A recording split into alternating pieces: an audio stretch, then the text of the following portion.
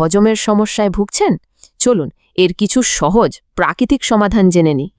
Acidity, বদহজম বা গ্যাসের মতো সমস্যা তো প্রায়ই হয়ে থাকে। চলুন এর কারণ আর 3টি ঘরোয়া প্রতিকার নিয়ে কথা বলা যাক।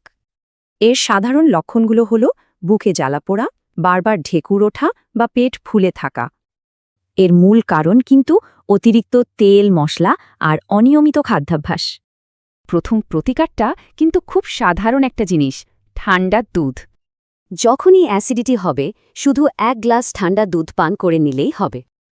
দুধের ক্যালসিয়াম পেটের বাড়তি অ্যাসিডকে শুষে নিতে সাহায্য করে, আর এর ফলে জ্বালাপোড়ার ভাবটা প্রায় সঙ্গে সঙ্গেই কমে আসে। আচ্ছা, এবার আসা যাক দ্বিতীয় প্রতিকারে, আর সেটা হলো জিরা পানি। জিরাকে পানিতে ফুটিয়ে ঠান্ডা করে ছেঁকে নিলেই এটা তৈরি হয়ে যায়। সবচেয়ে ভালো ফল পাওয়া যায় যদি এটা খাবারের পর দিনে একবার পান করা হয়। আসলে জিরা আমাদের পাচক রস তৈরিতে সাহায্য করে, ফলে হজম ভালো হয়।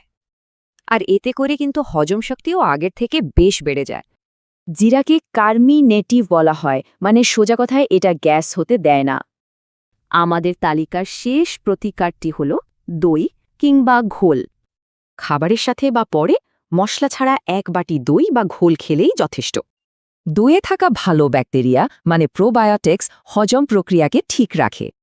এই প্রোবায়োটিক্স আমাদের হজমতন্ত্রকে সুস্থ রাখতে দারুণভাবে সাহায্য করে।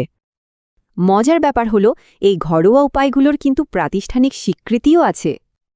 বিশ্ব স্বাস্থ্য সংস্থাও কিন্তু স্বীকার করে যে দই আর জিরা হজমে সাহায্য করে। ভাবুন তো, প্রকৃতির ভাণ্ডারে এমন আরও কত সহজ সমাধান হয়তো লুকিয়ে আছে।